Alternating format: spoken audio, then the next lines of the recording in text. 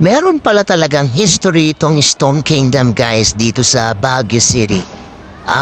Yeah, it's just yung parang a remake of the past na gusto nila ulit makita guys. At yan yung history nito. Meron talaga pinanggalingan itong Stone Kingdom somewhere sometime in the history ng mga tiga rito sa Baguio na nagkaroon sila ng Stone Kingdom guys. Kaya yan. Pero ngayon ay isa itong tourist attraction doon dito sa Baguio at napakarami guys ang pumupunta dito pagkat napakaganda rin naman ng lugar na ito.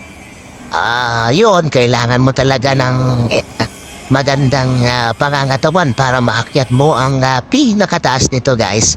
Although hindi naman mahirap ito akyatin kasi kayan-kaya naman. Wag lang siguro sa may mga may challenge sa physical kasi talagang hindi to kakayanin kasi mataas nga ito guys.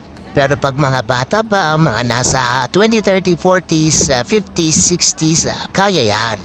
So yun, so isang challenge na rin siguro na akyatin nyo ang pinakadulo para sa gayon ay maranasan nyo yung